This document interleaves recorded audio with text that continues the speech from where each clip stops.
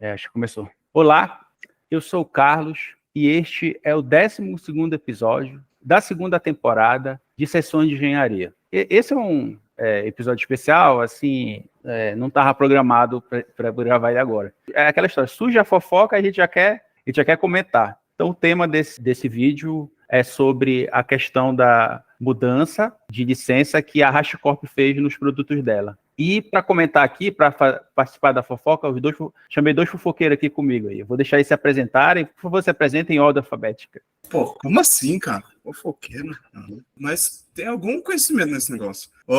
Sou o Fernando Ike, trabalho como Head de Production Engineer numa fintech no Brasil. Já contribuí para projeto open source, eu fiz um monte de coisa na vida. Tudo bem? As pessoas revelaram meu nome real aqui, não sei porquê, foi a coisa do Google, José Augusto da Costa Carvalho. Eu sou o Guto Carvalho, José Augusto, só quando minha mãe está muito brava e me chama, José Augusto!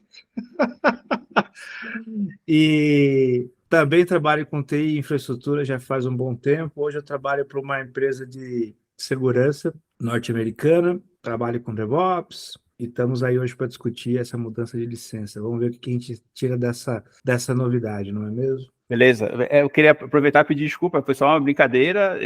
Assim, não são fofoqueiros de verdade. Talvez, né? Eu não sei, mas enfim que seja. Eu não posso, não tenho dados para chamar, para atribuir essa alcunha aos meus convidados. Então, eu vou começar perguntando para vocês, sob o ponto de vista de vocês, o que aconteceu, né? Qual foi a notícia e como vocês receberam a notícia na hora? Bom, eu mandei aquela pergunta no Mastodon, que eu perdi. Parece que eu trabalhei tanto essa semana que eu não vi a novidade, né? Mas o negócio aconteceu ontem ou antes de ontem, né? Eu vou te dizer que eu fiquei preocupado, pensando que poderia ser um movimento tão grande quanto o da Red Hat, que fez uma... Tanto que eu até brinquei, né? Será que a HashiCorp foi de Red Hat? Mas eu acho que ela fez um movimento, mas não é para tanto, né? Inclusive, nós vamos discutir isso aqui. Não chega a ser um movimento Red Hat, mas foi um movimento. Então, fiquei surpreso e hoje vamos discutir isso aqui. Eu acho que é um movimento natural das empresas que não têm a compreensão correta sobre como é que você tem um produto open source. Porque muita coisa foi criada em cima de Terraform. Então, você tem um ecossistema ali que é muito grande e robusto, que é simplificado. Ele até é mais fácil, a especificação da linguagem deles, que é o HCL, comparado com você vai fazer alguma coisa em cima de YAML, ou mesmo JSON, ou qualquer outra linguagem de marcação para coisas de infraestrutura. Então, ela tem um nível, uma barreira de adoção muito baixa. É muito fácil, como é escrito em Go também, é muito fácil acoplar coisas, porque a CLI, a forma como a CLI funciona no Terraform, permite acoplar e importar muita coisa. Mas, no fundo, você criou uma stack, que o pessoal vai chamar esse modelo que a HashiCorp até então usava de Open Core. Você criou essa stack, tem um ecossistema enorme em cima, mas provavelmente investido. E assim, e tá tudo bem, não é nenhum juízo de valor. A empresa pode seguir nessa direção se ela achar. Mas acho que talvez a gente precisa ganhar mais dinheiro. Olha a galera competindo com a gente, entregando às vezes coisa melhor do que a gente. Então, assim, acho que a gente está ganhando pouco dinheiro. Vamos mudar a licença. E é normal. A gente tem histórico no mercado de empresas que fizeram isso. É que agora a comunidade de infraestrutura está mais chocada porque é a primeira vez que bate perto em cima dela. Mas aconteceu com Redis, aconteceu com MongoDB, aconteceu com a stack da Elastic. Então, é um movimento natural. É um movimento que eu acho correto? Não, mas é um movimento natural. Eu, aqui atrás, onde eu estou, eu já tentamos criar coisas sem depender desse escopo, porque as empresas, por causa da pressão financeira, elas acabam tendo que tomar decisões em cima de aumentar o seu market share. Só que, para quem consome, quem está no ecossistema dessa stack, é uma política ruim. Então, assim, no geral, nas últimas empresas que eu trabalhei, eu sempre, que possível, tento ir na direção de adotar as tecnologias que estão num guarda-chuva de uma fundação, tipo Linux Foundation, CNCF, Apache Foundation. Fiz um resumo e acabou o episódio. Nada, tem muita coisa a me perguntar aqui, eu tô cheio de perguntas aqui. Vocês fizeram teve esse pequeno resumo aí do Fernando Henrique, e basicamente, assim, agora, dando a minha resposta, já que somos 3 aqui, eu vou ter que participar. O que foi que aconteceu? A HashiCorp mudou as licenças, né? Ela se vendia como uma empresa open source e mudou as licenças para uma licença chamada BSL, que a gente vai conversar aqui também daqui a pouco. E isso está gerando apreensão em quem é usuário das ferramentas da HashiCorp e quem utiliza essas ferramentas para criar outras ferramentas, né? Tipo, que podem ou não, né? que podem ou não serem concorrentes das ferramentas da HashiCorp. Mas aí vai minha segunda pergunta. Quem é a HashiCorp? Assim, imagino que vocês estão conversando, vocês têm que explicar para o leigo, né? Quem é a HashiCorp e por que a gente deveria ter medo? Por que a gente deveria ter esses medos aí? Tipo, quais são as ferramentas que são mais conhecidas ou qual a área de aplicação das ferramentas da HashiCorp no mercado? Olha, interessante, porque eu tô com um cara aqui no canal que, quando eu estava trabalhando com o Fernando Henrique, foi quando eu conheci a primeira ferramenta da HashiCorp, o Vagrant, né? Lá no governo federal, em 2011, eu acho, né? Quem me apresentou foi, inclusive, um colega nosso que está morando nos Estados Unidos, o Daniel Sobral, né? Vulgo Gandalf. Né, o Gandalf chegou, não, usa o Vagrant aí, ó, tal, vai ser tranquilo e tal. Então, o Michio Hashimoto, né, um dos sócios, eu acho que talvez o sócio mais conhecido, ele resolveu empreender lá no finalzinho dos anos 2009, eu acho, por aí, criando essa HashiCorp, inclusive Hashimoto, HashiCorp, né? E a primeira ferramenta que ele trouxe foi o Vagrant. A proposta, aí o Fernando pode detalhar mais, se ele lembrar que a minha mente já não é tão assim, para coisas de 10 anos atrás. A proposta dele era criar um grupo de ferramentas open source para modernizar a forma que a gente trabalhava com infraestrutura, né? A gente estava num momento de uma febre muito grande de ferramentas que estavam sendo criadas, Puppet, Chef, CF Engine, e o Mitchell ele veio com uma pegada que o Vagrant inicialmente ele foi mais para ajudar as pessoas a terem um ambiente de desenvolvimento ou de teste local de forma bem simples, né, de subir. E depois vieram outras ferramentas, o Packer para criar imagens pré-configuradas para o que você está fazendo. Depois do Packer eu não lembro bem, mas aí a gente tem o Terraform, que é para fazer, vamos dizer, orquestração de infraestrutura, né, com gerência de estado. Tem o Vault, que acho que é um dos mais recentes, que é para gerenciar segredos. O Console, que é para descoberta, e talvez tenha outras que eu não me lembro, mas é um ecossistema de ferramentas que tinha a proposta de modernizar a forma como a gente trabalhava com infraestrutura, com administração de serviços, com gerenciamento de segredos. E o Mitchell era um cara muito ligado a essa questão do open source, tanto que no início ninguém poderia imaginar que o discurso dele no início iria mudar hoje. Mas concordo muito com o Fernando Henrique, às vezes isso é muito... Depois que a empresa tem um certo tamanho, tem muitos investidores por trás e tem gente querendo ter mais lucro, as pessoas têm que ceder um pouco, né, das suas ideologias e filosofias, porque, afinal de contas, entrou dinheiro de fora e eles têm que responder a esses investidores. Né? Que eu me lembro é isso. Fernando e Carlos, complementem aí, por favor. Acho que é isso, assim. Na verdade, eles criaram várias coisas muito pensando em developer experience quando não tinha esse nome. Então, como é que eu, desenvolvedor, entrego mais rápido minhas coisas para fora, para produção. Então, o Vagrant começou assim. Como é que o dev começava trabalhando na sua stack sem ter que acessar um servidor de produção, homologação. E aí, tudo que está em volta tem a ver com esse ecossistema, que acabou abraçando muita infraestrutura, mas os últimos serviços que eles liberaram tem essa pegada de developer experience, ainda muito no nível de operação, né? Dentro do ciclo de desenvolvimento é muito que provisiona recursos de infraestrutura e operação até chegar à produção. A essência do serviço deles é essa.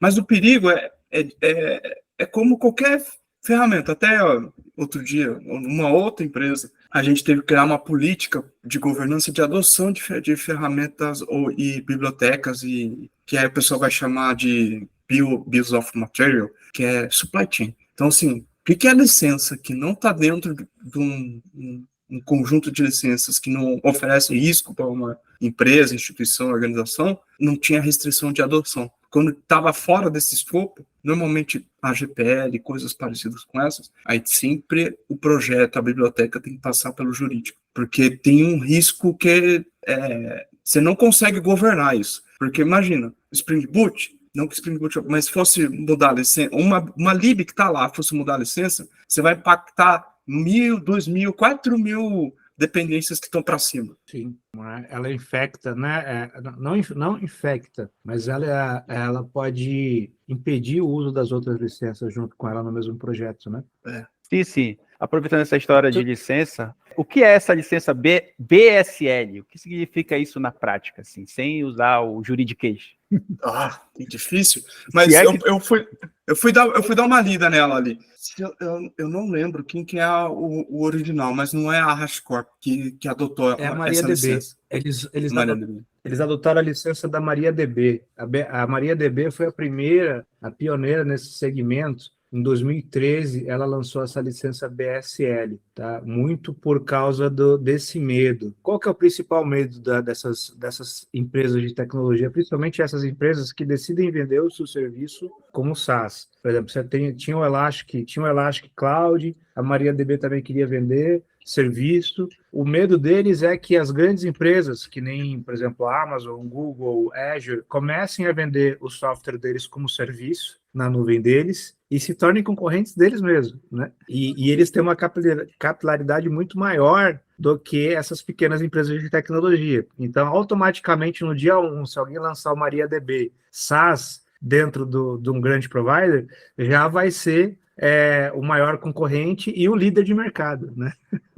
E o cara que criou a empresa, a empresa que criou aquela tecnologia nunca vai conseguir competir com essa turma. Então, eles criaram em 2003 essa BSL e muita gente seguiu, como o Fernando Henrique falou. Vai lá. Mas o resumo dela é que ela tem uma cláusula que diz que se você tem algo que você vende ou tem potencial de venda, você precisa comprar uma licença Enterprise. É isso.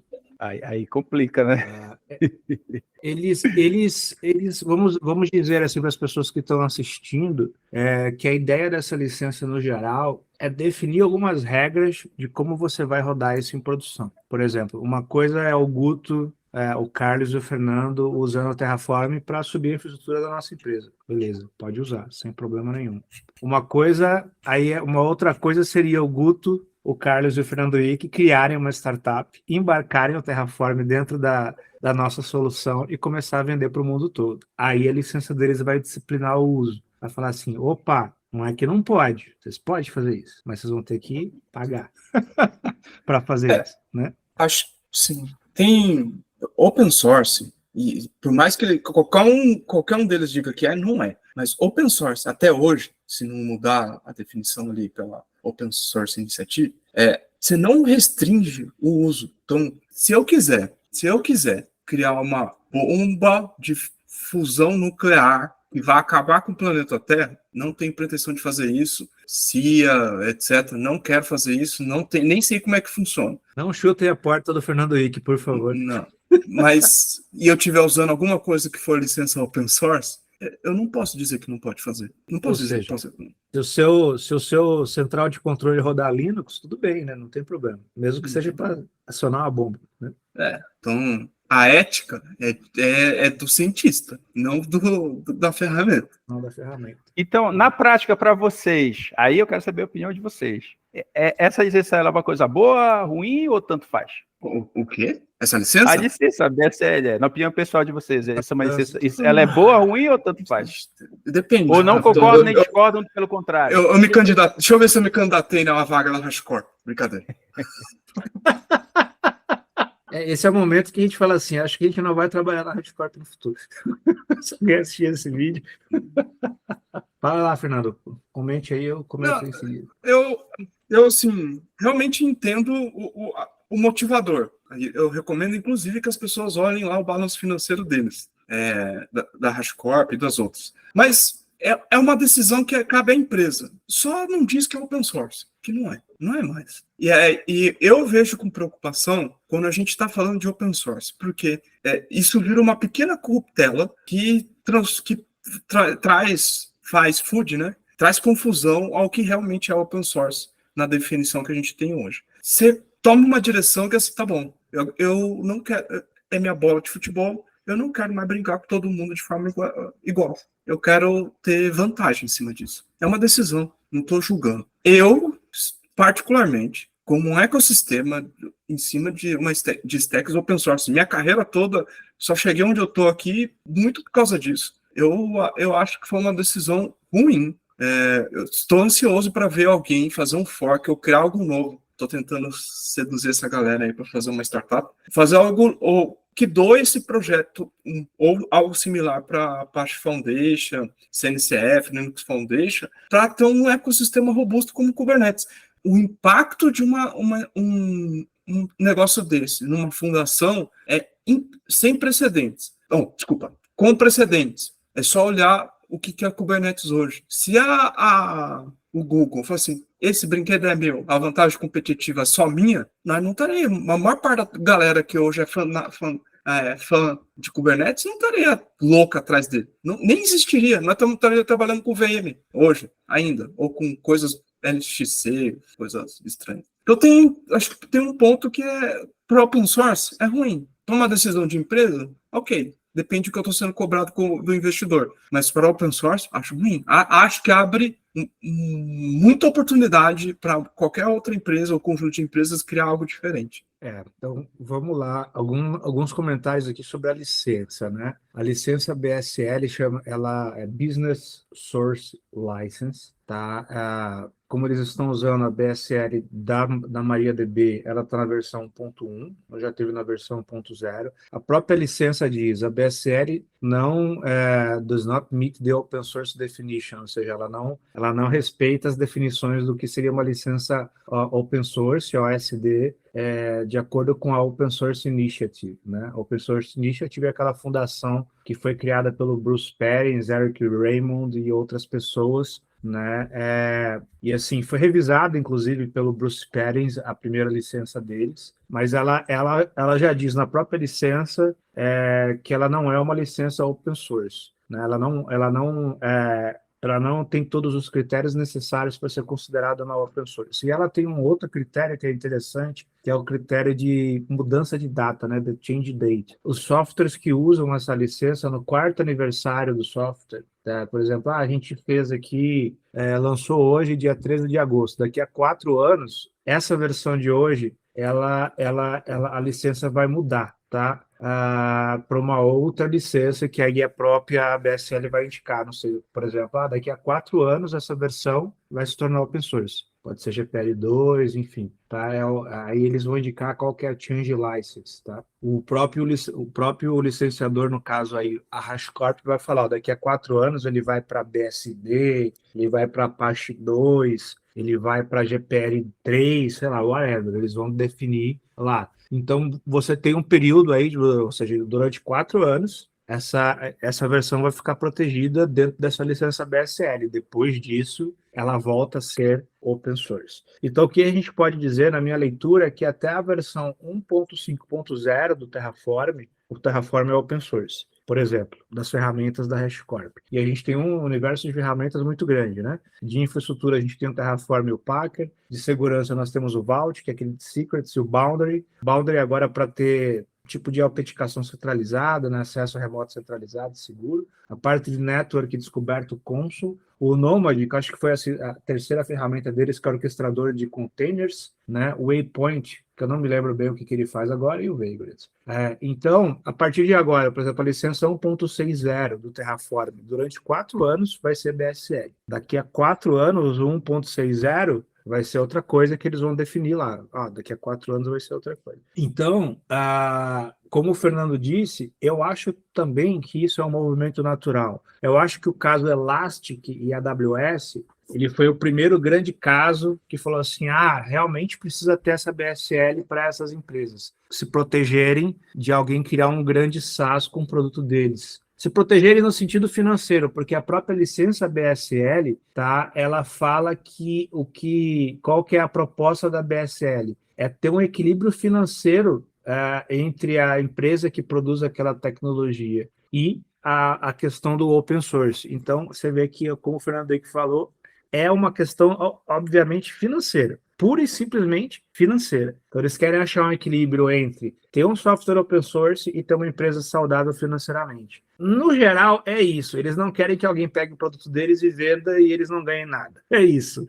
que eles querem evitar. Eles não querem assim, que o Guto ponha lá no produto dele, ganhe bilhões de dólares e eles fiquem lá sem ganhar nenhum centavo, né? Então, por isso que eles vão proteger cada versão por 4 anos a partir de agora. Do ponto de vista do open source, eu também acho, como o Fernando, não é mais open source a partir da versão 1.6 e realmente as pessoas que constroem um ecossistema open source, elas têm que ter essa noção de que, cara, alguém pode querer embarcar esse troço e tudo bem, alguém pode ganhar muito dinheiro com isso sem ser a gente e tudo bem, porque é open source, é a natureza da coisa. Você não está preocupado muito com se alguém vai ganhar mais dinheiro que você ou não com o serviço usando essa ferramenta. Não está lá no open source assim, estou preocupado se vão ganhar dinheiro. Não, a gente está no open source, você pode copiar, você pode modificar, você pode redistribuir e você pode usar o código para o que você quiser. E é isso. Acabou, não tem nada além disso. Então, as empresas estão sentindo que isso para eles hoje, e especialmente pressionado pelos investidores, não é mais o suficiente. Tem que ter algo além para dar uma protegida neles. E o que eu acho que vai acontecer? É a mesma coisa que aconteceu, que a AWS fez. Tá bom, nós vamos forcar. Criaram lá o elástico da AWS lá e estão cuidando. A Red Hat fez agora. Pior, muito pior. Né? Acabou com... O efeito Red Hat foi muito mais devastador do que eu acho que esse efeito da BSL vai ter. Porque o efeito da Red Hat acabou... Pode ser que esse aqui também vá acabar com vários projetos, ainda tem que ver o desenrolar ao longo da semana.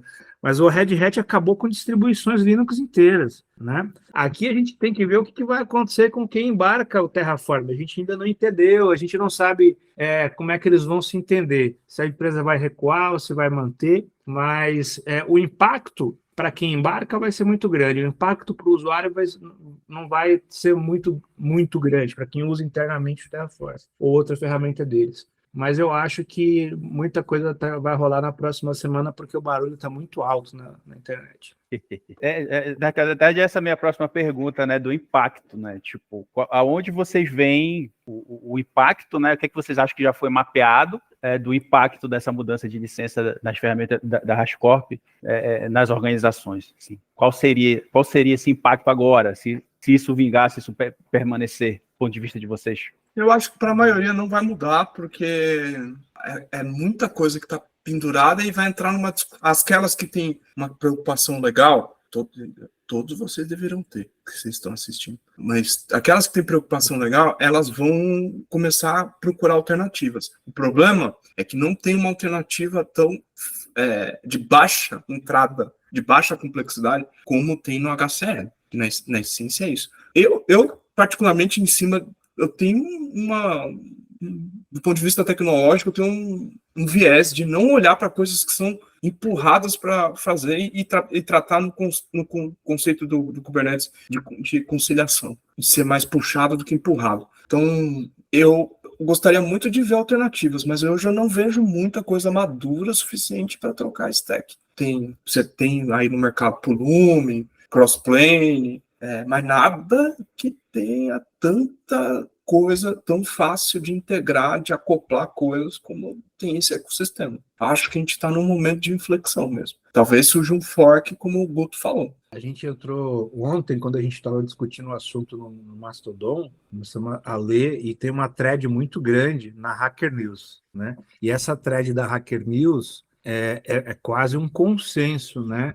As pessoas estão se organizando para ver quem é que vai puxar o fork. Que nem no caso da Red Hat, a Suzy puxou o fork. Falou, eu vou pegar 10 milhões aqui, que eu uso para comprar café, e vou bancar isso aí primeiro ano, sei lá, enfim. Aí a Oracle chegou e falou, não, eu também preciso porque o Oracle Linux é baseado nesse trem. Então, juntou 2 empresas lá que vão dar o dinheiro do café do ano para fazer o fork, né? E vamos ver o que vai acontecer. Nada está muito definido. Pode falar, Fernando. Tá sem som. Acho que o seu áudio está no mudo. É que eu lembrei que uma coisa que o C. Diogo colocou na pauta é que tem uma discussão forte na CNCF. Aí, assim, ele que mandou aqui, então eu estou só reproduzindo, ele vai falar melhor que eu. Na CNCF, das coisas que estão na CNCF, que tem acoplamento com o Terraform. com importação de bibliotecas, essas coisas. Tudo isso tem que mudar, porque já esses projetos estão prejudicados. Então vai ter um movimento grande de ou a HashiCorp dar um passo para trás, ou muita gente vai procurar alternativa já. Eu acho que já começaram a procurar. Pelos meus contatos que eu tenho lá no CNCF. Na realidade, o que acontece? Quando eu fui ver o que é que já foi mapeado até hoje, né? Tipo, como o Guto falou, sei lá, tá 3 dias disso, 2 dias, alguma coisa disso. Tem muita ferramenta da HashiCorp, biblioteca e ferramenta, que mudou de licença, que é usado em projetos da CNCF. Não é só o Terraform. Eu pensei assim, à primeira vista, até comentei com o Guto, falei, cara, plataforma Engineer acabou. Morreu, o HashiCorp matou agora. Porque a maioria dos IDPs aí que a galera constrói é baseado em Terraform. E aí eu falei, e se bobear, acho que muita gente também usa o Vault, HashiCorp Vault, né? E todo esse pessoal vai ser afetado. O pessoal que tem medo dessa parte legal aí, como é que eles vão fazer? Vão pular fora? E quando eu fui ver, deixa eu só complementar, só para me terminar. Quando eu fui ver o mapeamento da CNCF, tem muita coisa que usa Vagrant. O Kind, que é o Kubernetes que roda no desktop, e usa Vagrant por detrás. Tem uma biblioteca em Golang, que é da HashiCorp, que tem um monte de ferramenta CNCF que usa essa biblioteca, ela vai mudar também de licença. Aí eles lá, o pessoal da CNCF não tem conversa, eles vão pular fora, eles vão pôr open source. Não é que nem a gente aqui, a gente trabalhando com essa firma, eu posso dizer, não, eu sei lá, vou continuar usando aqui o Terraform, algo parecido. Eles não, eles vão pular fora. E o que eu vi é o seguinte, tem muitos projetos que já estavam preparados para isso, porque assim como eu estava conversando em off com o Fernando Henrique, porque tem coisa que a gente só pode falar em off, tem muita gente que já estava com esse medo antes, já estava vacinado, esperando isso há muito tempo, mais de 2 anos. Então tem projeto que conseguiu se safar, mas tem muitos que não, porque tem muita coisa lá na CNCF que trabalha como a gente, né? Que todo mundo usa. O Terraform, ele é um padrão, cara. Ele é uma plataforma padrão, né? E enfim, o que eu mapeei até aqui foi isso. O Terraform, né? E o Vault e o Consul também, tem muito Consul embarcado. Mas acho que o Terraform é mais. Acho que o tamanho do impacto, a gente refletindo na conversa aqui, qual é o tamanho do impacto? É o tamanho do impacto do OpenSSL. É o tamanho do impacto de uma outra, do Log4j. O que eu quero dizer com isso? No caso do OpenSSL, teve uma vulnerabilidade lá atrás que impactou todo mundo no mercado. Todo mundo no mercado. Todo mundo. O mundo parou para atualizar. Aí descobriu-se, naquela época, que eram 2, 3 caras que mantinham o negócio com mais de 1 milhão de linha de código. Que é a base de tudo que é criptografia na internet. E também do caso do Log4j, foi a mesma coisa. Assim, aquela falha que apareceu, que todo mundo que tem Java teve que sair correndo para mexer, ela era 2 pessoas, se eu não me engano, que mantinham a biblioteca. Então, assim, quando você tem uma dependência de algo que é tão core, do ponto de vista de ecossistema de soluções, tão core, você é dependente de uma pessoa, de uma empresa que não tem governança, a gente pode até entrar no processo, como é que é a governança dos projetos nas fundações open source, não tem governança, é um risco. Inclusive, para vocês entenderem a dimensão disso, eu tô aqui com a thread da Hacker News aberta, que não adianta, né? Eu acho que meu filho vai virar engenheiro ou médico, qualquer coisa, a Hacker News ainda vai estar no ar. O cara fez uma comparação aqui. Primeiro que assim, o Céu da Pulume é o cara que mais escreve nessa thread aqui, né? Que é competidor é meio suspeito, né? E aí assim, só que ele fala uma frase bem interessante aqui, que ele fala assim, vocês imaginam o seguinte, o Terraform deveria estar como se fosse um Git, e o Pulume deveria estar para como se fosse um GitHub, entendeu? Essa seria a diferença fundamental deles. Sendo um software open source core, como o Terraform né, você tem os produtos em cima dele, GitHub, GitLab, enfim. Então, ele mesmo fala, o Pulume é tipo uma SDK, e o Pulume Cloud é tipo um GitHub. Então, ele estava falando isso para as pessoas entenderem o tamanho do impacto. Imagina se o projeto Git hoje chega no mercado e fala assim, acabou aí, galera, entendeu? Não vamos mais deixar vocês usarem o GitHub, GitLab. O negócio é o seguinte, vai usar esse CVM. Nossa, é perfeito. E tem um ponto sobre que eu não acompanho muito o negócio da Red Hat, mas tem um negócio lá atrás, com as pessoas que começaram a usar open source, que é coopetição, esse termo. O termo que é de coopetição é assim, estou competindo e colaborando com outra empresa que concorre no mesmo segmento que eu, mas o ecossistema vai fazer que seja robusto o suficiente para nós dois ganharmos. Então, é uma relação de ganha-ganha. Por isso que falo de governança. Esse caso, esse exemplo aí, imagina, é que o Git hoje está na Linux Foundation, se eu não me engano. Assim, não, acabou. Ou Kubernetes, acabou. Ou Linux, acabou. Entendeu? A mesma coisa que acontecer isso, assim, o Terraform, não vamos dizer que está na mesma capilaridade do Git, que o Git é um negócio tão universal, né? Mas, assim, o impacto, pelo menos na área de infraestrutura, de nuvem e de outras coisas, é imenso, é gigantesco. E vamos ver os próximos capítulos. Eu acho que... E aí o problema também pode morar na forma dessa licença Enterprise deles. Uma coisa é você falar assim, olha, cara, para cada usuário do Plume Cloud, você me dá 10 centavos, me dá 20 centavos, sei lá, alguma coisa assim. Outra coisa é você falar assim, para cada licença do Terraform Cloud é $20. Aí você inviabiliza o produto do outro cara, né? Assim, então, assim, porque uma coisa é você pagar assim, tipo, um royalty, um troço qualquer tal. Outra coisa é você pagar o preço fechado para o cara embarcar o seu software. O preço fechado da cloud dele para o outro cara vender a cloud dele também. Aí não vai casar nunca, não vai dar certo. Aí a gente sabe que o preço de cloud hoje por usuário está aí nessa casa, varia entre 15, 20, 30 dólares, dependendo do serviço, né? Imagina o cara da Pulume que já cobra esses 15 dólares, 20 dólares, ter que colocar mais 20 dólares da HashiCorp ali em cima. Não vai casar nunca isso aí, entendeu? E aí que a galera tá falando, pô, isso não vai dar certo, a não ser que eles tenham um modelo de parceria, um modelo mais simples, que eu acho que já seria muito, muito interessante para a própria HashiCorp, né? Mas isso realmente vai brisar. Eu vejo Guto Carvalho falando, a semana que vem já tem um fork.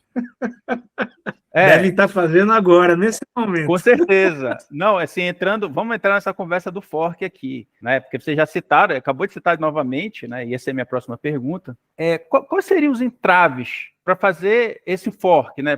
Vou pegar aqui o fork do Terraform, vou jogar, sei lá, para uma fundação, não vou falar CNCF, né? Mas porque uma coisa já está sendo cogitada. Mas aí, para corroborar com essa minha pergunta, eu tenho uma informação para acrescentar aqui, que o pessoal do projeto Terra Grunt também estão se propondo, porque já são um wrapper, né, um wrapper mais leve do Terraform. Eles também estão se propondo para ser como se fosse o fork principal, né? E aí, enfim, eu queria saber de vocês como seria esse processo, como isso poderia ser viabilizado, isso pode ser viabilizado, isso não pode? Pode. Eu até fui olhar a origem da HCL. Acho que dá para fazer se inspirar em algo similar, porque a versão original é escrita em Python, a inspirada, né? A inspiradora é escrita em Python, de outro cara. Mas sobre o que você falou, tem alguns não é problemas, tem algumas coisas que tem que acontecer. Então, assim, como a marca registrada tá para a HashiCorp, então você vai ter que criar um fork, tem que trocar todos os nomes que são derivados de Terraform. E tudo mais. Porque parte do processo de doar um projeto para uma fundação, Apache Foundation, Linux Foundation, CNCF, etc., significa que você doa a marca registrada, coisas relacionadas, patente eu não lembro, mas outras coisas que estão relacionadas. Então, nome e essas coisas tem que trocar tudo. Você doa tudo pro projeto, né? Vira da fundação, né? Numa empresa anterior que eu trabalhei, que a gente discutiu de colocar os projetos dentro de uma dessas fundações, além disso, você tem outros passos, que tem que ter a governança de mais de uma empresa. Você não pode ser só eu, Fernando Enterprise, cuidando do meu fork Terra Lua, e aí eu tô doando. Ele vai falar assim, você tem que ter um processo de governança. A Guto Enterprise, as três cuidando do mesmo projeto para entrar na fundação, né? E aí, nesse processo, tem que ter transparência, então você tem que ter reuniões públicas, você tem que publicar, ser o mais transparente possível do que você está fazendo, do que vai e o que vai acontecer e dos problemas que tem. Então, aí dá para colocar, aí dá para entrar. Pois é. Aí passa por votação, etc. Sponsor. E interessante essa questão do fork. Eu acho que o fork ele vai ter que acontecer, o nome vai mudar. E eu vou dizer para vocês que esse fork acontecendo, eu acho que o Terraform é o nome da ferramenta que vai surgir, ele vai amadurecer numa velocidade bem grande, pelo menos nos primeiros 6 meses, né, se distanciando inclusive do original. Por quê? Porque tem muita coisa que a comunidade tentou devolver e a empresa HashiCorp não achou interessante implementar ou queria implementar aquilo na sua versão Enterprise, né? E aí não trouxe para dentro os pull requests, né? Não trouxe para dentro. Então tem muita, a própria Pulume fala isso, a própria Terra Grande fala isso, que mandaram muitos pets para HashiCorp e a HashiCorp não quis, uma decisão comercial, uma decisão estratégica. Então, a partir do momento que você abre isso para um fork, vai começar a chegar muita contribuição. E aí a gente tem 2 momentos, né? O código vai evoluir numa velocidade interessante, contribuições vão aparecer, só que aí, como o Fernando Ick disse, a governança vai ser muito importante para o negócio não virar um Jenkins com aqueles plugins cagados que tem lá. Porque a gente não pode deixar perder a qualidade, né? Esse que é o grande desafio. Se for entrar muito código novo, a gente sabe que se vier código da Pulume, se vier código do Terra Grande é confiável, mas se vier de todo canto, né, pode acontecer uma questão da ferramenta não ter mais toda aquela estabilidade, não ter mais toda aquela maturidade. Então, é difícil você governar um projeto novo open source. É fácil você forcar. Forcar é um comando Git. E um outro sede para mudar os nomes. Agora, manter isso estável, robusto, né, maduro, dá um trabalhinho, né? Por isso que tem que ter uma empresa com recursos financeiros suficientes, uma não, né? Várias. Uma curadoria, né? Manter... Uma curadoria de várias. Exatamente. A maioria dos projetos da CNCF sempre tem várias empresas por detrás de um único projeto, né? Nunca é assim uma empresa só para um projeto. Na CNCF, o mínimo são 3, se eu não me engano, né? Que nem o Fernando falou. Tem que ter. E aí, cara, assim, vai ter um momento em que isso vai acontecer, vai ter muita coisa nova, e você vai ver que lá na frente vai acontecer um movimento similar, talvez. Talvez a Pulume, talvez a Terra Grande, talvez outras empresas falem assim, já mandei muita coisa, vou parar de mandar código para lá para privilegiar o meu Enterprise, né? Mas, assim, a ideia é que se torne um Git, né? É que nem um projeto Git, uma base muito sólida, muito robusta, bem cuidado, e vai ser utilizado dentro de vários outros softwares, né? A minha pergunta será que não cabe aí uma especificação, como é CNI, por exemplo? Ao invés de, vou focar só num projeto, cria uma especificação. Aí quem quiser fazer projeto que siga especificação, claro que o projeto vai ter que estar, os projetos, ou o projeto vai ter que estar incubado lá na CNCF também. Será que isso não é uma alternativa? Eu acho. Até tem uma especificação de Service Mesh que muitas das empresas de Service Mesh estão tentando se adequar, que está lá, SM Spec, se eu não me engano. Tem vídeo aqui no canal, o primeiro vídeo que eu fiz foi esse. Aí, ó, viu só? Acho que provavelmente vai ser uma tendência. Eu entro nesse negócio aí para ajudar a gerenciar. Tô afinzaço. Arrumar um jeito aí, arrumar 80 horas por dia para conseguir dar conta, mas esse aí eu tô afim. Eu acho que é isso. Às vezes dá vontade de... Quando acontece um fork de projeto assim, você que começou falando de Goku e Dragon Ball na nossa conversa antes de entrar aqui na gravação, não sei se você lembra, no Dragon Ball tinha aquela sala que ficava num templo no céu, que eles entravam e uma hora era tipo 6 meses, né? Pô, precisava ter uma sala dessa pra galera entrar lá, fazer o fork, trabalhando um ano no trem, isso aí, já tá aqui a versão 0.0, já tá aqui a especificação, porque isso é uma coisa que demora, né? Fazer uma especificação demora, fazer o fork demora. Então, mas a gente vai... O que vai acontecer? A gente vai usar 1.5 por muito tempo ainda. Do Terraform, pelo menos, né? A gente vai estender o uso dessas versões que antes da BSL por 1 ano, 1 ano e meio, 2 anos, enfim, até que esteja maduro os forks, até que esteja bem feita a especificação, né? E vai acontecer. Inclusive,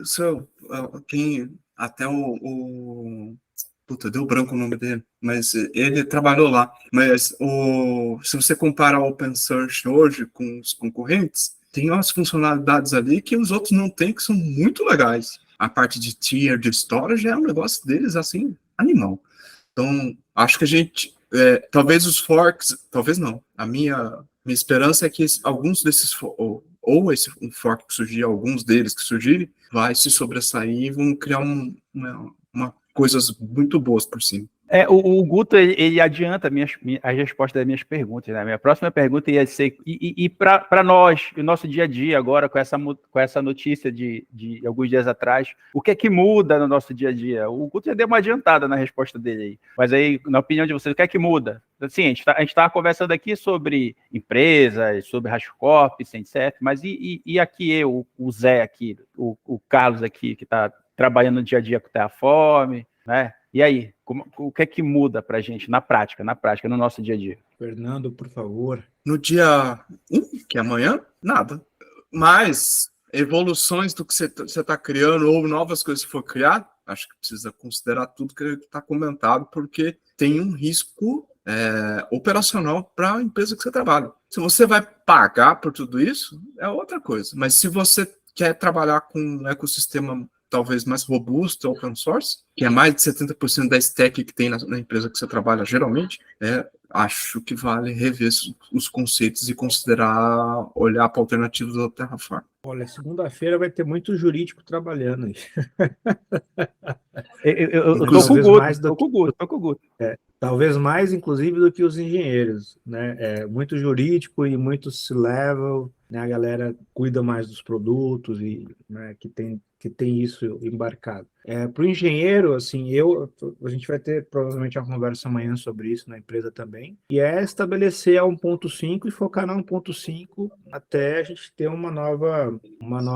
novas informações sobre o que está acontecendo, começar a acompanhar os forks que vão surgir mais de um fork. E vai ter um outro efeito no mercado, além disso, que é o seguinte: por exemplo, ferramentas que estão em baixa, ferramentas antigas que estão em baixa, mas que ainda existem e tem empresa, vão ver nisso uma oportunidade para tentar reaparecer, certo? Porque assim, eles não tinham como competir com o Terraform, não dava. Agora que o Terraform mudou a licença, agora dá para competir, dá para voltar e falar assim, vamos fazer algumas sprints e focar em infraestrutura e ver o que acontece.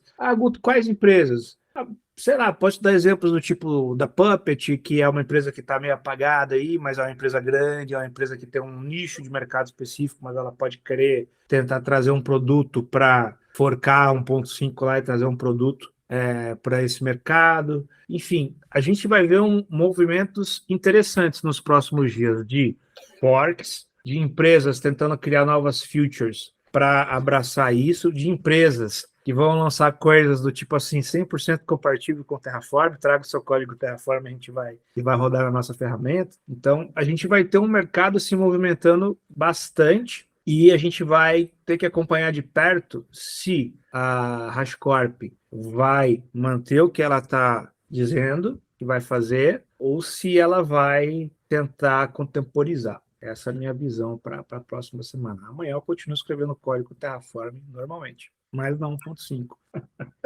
Só precisa prestar atenção no end of life dessa versão, que deve acontecer nos próximos 18 meses, eu imagino. Então, é tempo para se organizar, vamos dizer, né? 8 meses. Então, deve dar. O que eu acho que, tipo, teve a situação do Rust, né? Mas, tipo, a governança do Rust é meio... não é muito boa, não é muito bem estruturada, tendo em vista vários problemas políticos que eles tiveram, mas tipo, lá o problema que eles tiveram estava mais relacionado aos advogados que eles contrataram, tipo, contrataram os advogados para criar licença lá sobre a marca, etc. Os advogados, parece que eles não entenderam que eles estavam fazendo uma fundação, usaram o template deles lá, das licenças que eles sempre faziam para a empresa particular, né, para softwares proprietários, e isso gerou uma polêmica, e depois da polêmica, teve esse baque na comunidade, e aí a Rust Foundation falou, não, tá tudo errado isso aí, bora joga fora. Aí voltaram ao normal, né? Inclusive, até eu e o Guto, a gente vivenciou essa época, a gente conversava muito nessa época, a gente falou, pô, eu gostava tanto do Rust, vou ter que largar. Mas eles voltaram atrás. Posso mais chamar de Meetup Rust, né? Tem que ser Meetup daquela coisa com era um negócio absurdo, não podia usar Rust nada. Teve um monte de canais aí do YouTube que colocaram o Y no final, para não perder o canal, enfim, mas de qualquer forma, foi só um susto, passou. Eu acho que essa situação agora é um pouco diferente, acho que ela é mais parecida com o que vocês falaram mesmo, com a situação lá da Elastic, né, com a AWS, do que com essa do Rust. Eu acho que é uma coisa meio que pensada, só que eu não acredito, eu acho que não foi uma boa aposta não, viu, do pessoal da HashiCorp, esse é meu ponto de vista, né, mas quem sou eu, né, enfim. De qualquer forma, isso acendeu alarme em muita gente grande, muita empresa grande também. O pessoal da CNCF já está ligadíssimo, né? Já estão qualquer coisa relacionada a HashiCorp estou evitando. E eu não sei se isso foi uma coisa boa, não, cara, assim, para o movimento da empresa. Porque, vou dar exemplo para vocês, eu chego nos clientes aqui, que eles pedem para fazer os projetos. Eu mostro os projetos aqui, ó, a gente vai usar, sei lá, aqui a gente vai usar essa ferramenta, aquela outra. A primeira coisa que eles perguntam é, vou ter que pagar por isso? Pela ferramenta? Tipo, licença pela ferramenta? Tá entendendo? A primeira coisa que o cliente pergunta é isso, porque já está pagando o nosso serviço, a implantação e tudo mais. E eu não sei se existe essa predisposição do mercado, não, de, olha, vou gastar dinheiro pagando aqui, comprando essa ferramenta, se eu posso ter outra ali open source. Eu não sei, não. Enfim, esse é o meu ponto de vista. E a última pergunta, totalmente polêmica, até falei um pouco aqui. Plataforma Engineer é afetado por isso? É prejudicado ou não? O que é isso mesmo? O que é plataforma Engineer? Galera, liga não, porque eu, Fernando Henrique e Carlos, a gente tá aqui desde que era Sysadmin, o nome, né? Esse nome só foi mudando nos últimos 25 anos. No final é a mesma coisa. Tem que manter o trem rodando, estável e performático e fazer backup. Só que o nome muda muito, né? Então a gente está, desde que era internet movida além, a gente está por aqui. Então, vamos lá. Plataforma Engineer, cara, eu acho que a forma é uma grande parte, tá? As ferramentas da HashiCorp são grande parte do que a gente tem hoje como plataforma Engineer, mas não são tudo, né? E como a gente já viu nas últimas décadas aí, ferramentas vêm e vão, né? Você vê, eu já fui um grande defensor do Puppet no Brasil, hoje em dia nem se fala mais de Puppet, né? O pessoal já foi defensor de Chef nos Estados Unidos, nem lembra mais que existem essas ferramentas. Então, ferramentas vêm e vão, né? Por mais que a gente ache elas geniais, sensacionais e insubstituíveis, uma hora alguém vai substituir aquele espaço e vai ocupar aquele espaço. Então, eu acho que é muito cedo para falar que plataforma engenheiro vai desaparecer. Eu acho que vai se adaptar, né? E vai talvez até melhorar. Vamos ver. Primeiro que plataforma engenheiro, para mim, é engenharia de software.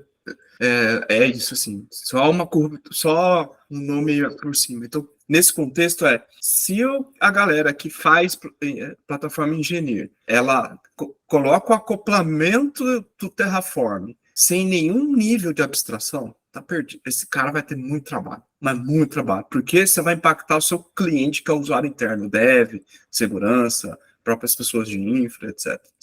Se você abstraiu isso, é só seu trabalho. Só seu trabalho, seu usuário não vai ser impactado. Então, exato. Mas ainda assim vai ter trabalho, porque você apostou numa stack que mudou a licença e aí você tem que trocar. É isso. Refatorar é parte do trabalho de engenharia de software. Refatorar. E assim, você vai ter que refatorar. Não tem como escapar. Se você não sabe refatorar, vai aprender a refatorar. Putz, não tem o menor conhecimento desse negócio. Eu esqueci o autor, eu tô na dúvida se foi o Martin Fowler ou o Kent Beck sobre Refactor. Vale a pena dar. Martin Fowler. Vale a pena dar uma estudada nesse negócio, porque plataforma engenharia é refatorar o tempo todo. Eu já posso falar que tem uns. Opa, pode falar. Eu acabei de lembrar de um software aqui, de um dos clientes que eu tenho, que usa Vault embarcado. Né? Esses provavelmente já vão ter que sentar na segunda-feira e falar, e aí?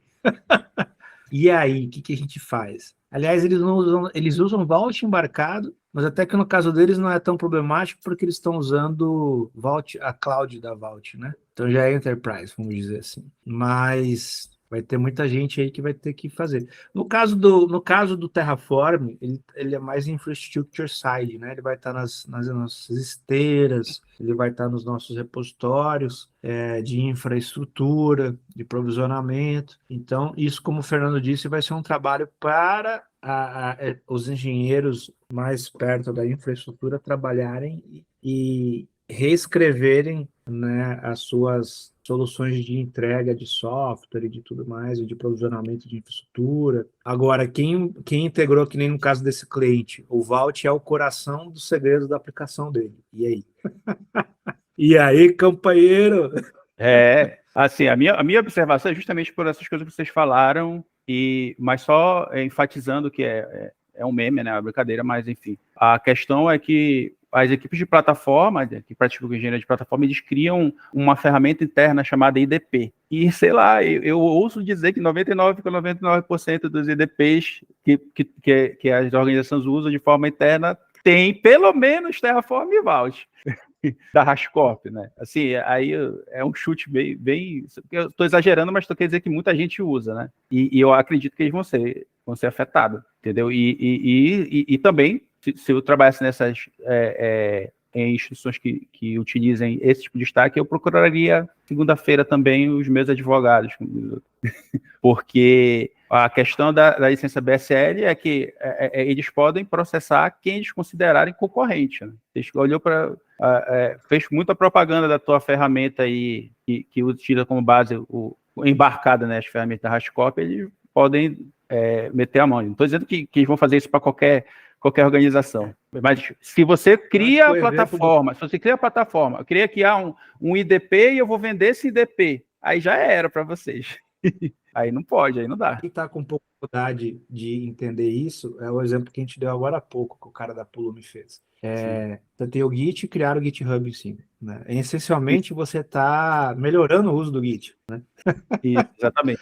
Então, assim, se você fala assim, não, vou criar uma startup aqui que vai revolucionar o uso de Terraform. Aí os caras podem chegar em cima de você e falar assim, não é bem assim não, hein, parceiro?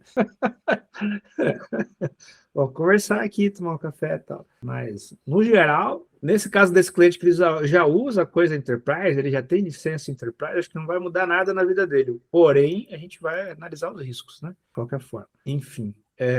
Vamos ver cenas dos próximos capítulos. Eu acho que a gente conseguiu tirar até suco de pedra aqui nessa live hoje e vamos avaliar os cenários.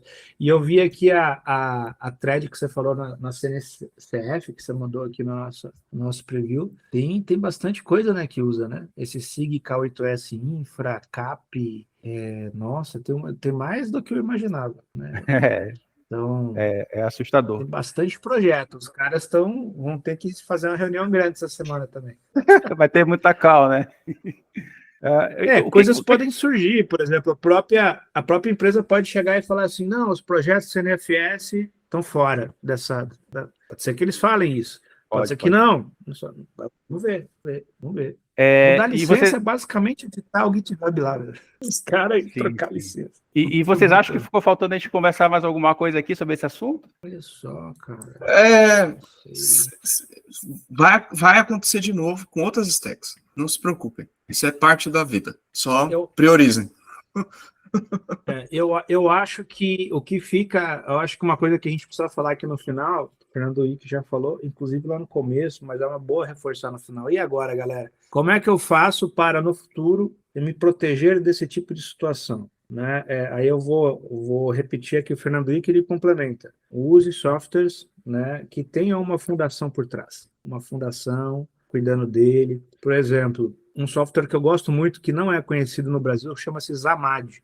Quem ainda usa Redmine, quem ainda usa essas coisas, conheçam o Zamad, que é um software de tickets open source muito bom, feito na Alemanha. E o Zamad, ele é open source, e além dele ser open source, e ele ter uma empresa por trás dele, ele é feito em Ruby on Rails.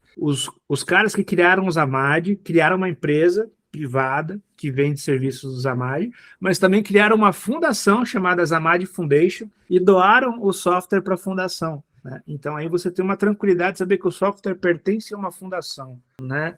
A CNCF é outra coisa, é outra fundação, LinuxCon é outra fundação, Por exemplo, um software que eu uso, o Matrix, que é uma ferramenta de chat, ele é open source, mas também foi doado para a Fundação Matrix, fica em Londres, então é um software que você pode implementar sem medo. Então, observem essas questões, né? E tentem usar esses softwares, esgotem ali, deixa eu ver quais são os riscos, façam uma análise de risco para que você saiba o que você está trazendo para dentro de casa, para dentro da sua stack, para compor o seu software, não vai te dar dor de cabeça no futuro, né? E o Fernando pode complementar para você complementar agora, eu passei a bola para você. Não, eu acho que é isso, assim. Eu lembro uma vez que eu estava mantendo os pacotes, quer dizer, trazendo alguns pacotes de Go, umas bibliotecas de Go para empacotar para o Debian. Eu falei assim, cara, essa sua biblioteca aqui, para eu colocar dentro do Debian, porque eu estou usando outra coisa, usando a dependência dela, eu preciso que ela tenha licença. E ele não tinha. Falei, não precisa, é open source. Eu falei, não é open source. Põe a licença, faz favor. Aí eu mandei o PR para ele. Então, o que eu acho que, assim, se você não se liga por isso, ou você acha que tudo é de graça, nem tudo é de graça. Na verdade, tudo tem um custo. O que você consome como open source, inclusive o Terraform até os dias de hoje, é conhecimento de muita gente da HashiCorp e de outras pessoas que colaboraram por esse projeto. Então, assim, conhecimento é a única coisa que você, parafraseando o Jormar Silva, conhecimento é a única coisa que você compartilha e duplica. Você divide e duplica. Então, projetos open source ou ferramentas open source podem ter seus trade-offs. Em alguns casos não faz sentido ter, porque você está num nível de maturidade que não permite você trabalhar com ele ad hoc ou a sua implementação dele. Mas se você quer usar de graça, considera projetos de ferramenta de embaixo de um guarda-chuva de uma fundação. Beleza. Eu acho que, Carlos, nesse... Opa, pode falar, desculpa. Eu queria fazer um último comentário. Eu lembro uma vez que eu estava numa PuppetConf, não lembro qual cidade, nos Estados Unidos, e um dos engenheiros estava anunciando que depois de 5 anos de contribuições, os engenheiros da comunidade, não da empresa, falou assim, olha, eu estou indo contribuir com outra ferramenta agora, vou parar minhas contribuições com o Puppet, porque o Puppet já é uma ferramenta feature complete, ou seja, assim, ela já é uma ferramenta bastante completa, não precisa, porque a gente precisa usar no nosso dia a dia, ela já está bem pronta, e acho que não precisa mais da contribuição da comunidade para ela evoluir, a empresa está aí e tal, enfim. Então, eu acho que hoje eu falaria a mesma coisa do Terraform. O Terraform versão 1.5 é uma ferramenta muito madura, é uma ferramenta feature complete, ela tem tudo que a gente precisa para trabalhar a infraestrutura, a gente pode criar módulos, enfim. Então, não se desesperem. Dá para a gente usar essa 1.5 por mais aí um ano e meio, com uma certa tranquilidade e esperar o mercado se estabilizar novamente. O mercado e o movimento open source, tudo que precisar usar. A gente tem aí essas versões para usar, elas são estáveis, elas são maduras, elas estão funcionando e elas estão disponíveis. Então, fique tranquilo, aguarde, acompanhe aí as lives do Carlos, que ele deve falar mais sobre isso, e vamos em frente. Beleza. E vamos lá, a parte final, né? Qual a literatura, o conteúdo, o livro, algo parecido sobre esse assunto que a gente está conversando aqui, que vocês recomendam para a galera aí? Tá desligado o microfone, Ike. É porque eu tô correndo atrás. Ah, tá, desculpa. Eu escrevi em 2021 a respeito disso, num post baseado na Vicky Browser, que ela estava falando sobre a mudança da Elasticsearch. E lá nesse meu post tem referências para um monte de documentação a respeito sobre o que é open source, o que não é. Então, eu vou depois mandar Beleza, as notas. manda que eu coloco aqui embaixo. Vai lá, Guto. Bom, eu acho que eu não vou falar de literatura, mas eu vou falar de uma coisa que eu acho que é importante, as pessoas que trabalham com tecnologias open source, muitos dessa nova geração não conhecem muito bem o que é FSF, Free Software Foundation, o que são as licenças do GNU, o que é a OSI, Open Source Initiative. A gente conhecer esses projetos, a gente conhecer essa história, entender como funcionam as licenças, o que é uma licença BSD, o que é uma licença Apache, que são da OSI, qual a diferença delas com uma licença GPL, como é que isso funciona, entender esse universo, parar para estudar um pouco. Isso não é só licenciamento político de software, É uma história de por que foi criado software livre, para que serve, o que a gente faz com isso, qual o objetivo, né? Qual é a filosofia por trás disso? Por que é importante a gente ter código aberto ou não? Eu acho que a partir do momento que vocês vão estudar essas coisas, pega aí Free Software Foundation, OSI, né, Open Source Initiative, estuda esses 2 tópicos que a cabeça de vocês vai abrir muito para essa discussão que a gente teve aqui hoje, né? Muita coisa vai passar a fazer mais sentido, né? E você vai ver que aquele arquivo license que fica dentro do repositório não é só um arquivo de texto insignificante, né? Tem ali coisas que você precisa entender por trás, e como o Fernando Duick disse, né, na posição que ele está na empresa hoje, né, de liderança técnica, até uma simples biblioteca pode impactar num projeto, lá nesse momento ou lá no futuro. Então, toda a cadeia de software precisa ser investigada e analisada. Então, entenda o que são essas licenças para que você consiga ir evoluindo nessa discussão, como essa da Elastic, agora essa aqui da HashiCorp, e fique por dentro do assunto e consiga, inclusive, formar uma opinião sobre isso. Eu vou recomendar esse livro aí que o Fick citou, né, do Marty Fowler, lá, Refatoração. Recomendar, Ótimo. o pessoal que está assistindo a gente. E agora, questão de cultura pop, assim, o que vocês estão acompanhando, coisa que não é séria, né? O que vocês recomendam pro pessoal que está assistindo a gente? Ou, sei lá, uma série, um filme, sei lá. Eu tava buscando aqui, o Netflix agora não tem mais eu não vejo mais o passado do que eu assisti. Ficava num lugar, eu não acho mais. Mas tinha um filme de zumbi que, inclusive, minha esposa que sugeriu, sul-coreano, sensacional. Tô procurando o nome aqui, eu não acho. Mas sem não sei o quê, sem formas de... Esse aí. É muito bom. Esse aí. Sem coisas para fazer, morrer, né? Antes de virar zumbi. Sem coisas para fazer antes de virar zumbi. Esse aí. Boa. Tô assistindo esse também. Eu vi o filme e tem o anime também, né? Que é mais detalhado. Eu assisti a semana passada esse filme e o Netflix também me recomendou o anime, né? Mas eu só fiquei no filme mesmo. E Guto, e o que tu recomenda? Bom, 2 coisas recentes que eu tô vendo, inclusive foi recomendação sua. O The Woman King. Está assistindo o Woman King. Muito bom esse filme de 2022. E tô assistindo também, agora voltou a 2ª temporada de Bleach, anime, né? Bleach Thousand Year Blood War. Então esse também é um anime que eu gosto de assistir, então são as 2 coisas que eu recomendo. E tá na fila aqui também o Spider-Man Across the Spider-Verse, né, de 2023, que saiu, mas ainda não... Eu fui sabotado por vocês 2, porque eu ia recomendar esse filme de zumbi e também a The Woman King, né?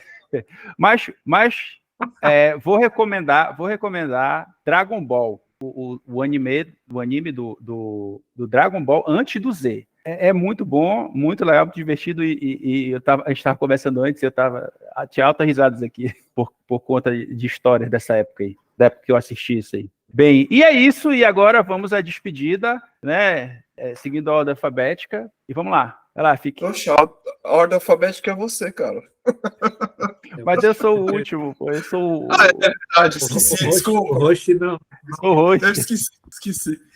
Não, só obrigado. Não tem mais o que falar assim. Obrigado, vai acontecer de novo, faz parte da vida. Refatorar é bom porque, né, permite a gente olhar para coisas do passado. Mas é algo que vai para a vida. Aliás, para fechar, acho que vale... Eu fui fazer uma apresentação no Summit, no AWS Summit, eu fiz uma pergunta assim, quem acha microserviço menor? Todo mundo levantou a mão. Quem acha monolito menor? Ninguém levantou a mão. Eu fiquei assustado. Eu acho que a gente está com muito viés no mundo. Precisa ser um pouco mais... tomar decisões mais em cima de princípios e conceitos. Vira uma modinha, né? Vira uma modinha e não mais uma decisão técnica, né? Então você está seguindo só aquele efeito manada. É ruim mesmo. Bom, eu agradeço aqui mais uma vez o convite. Estou adorando essas lives. Tá me enchendo de energia novamente para voltar e para subir o PeerTube da bolha. Momento merchan. Visitem a bolha, bolha.io, bolha.us, né? Nossas redes sociais descentralizadas. E estou por lá, quem quiser falar comigo, @gutocarvalho, @bolha.us, tá? Ou nas outras ferramentas da bolha, no bolha.chat, que é o nosso Matrix. Estou sempre lá disponível para a gente conversar sobre tecnologia. Essas são redes sociais para a galera de tecnologia, tá bom? Muito obrigado pelo convite.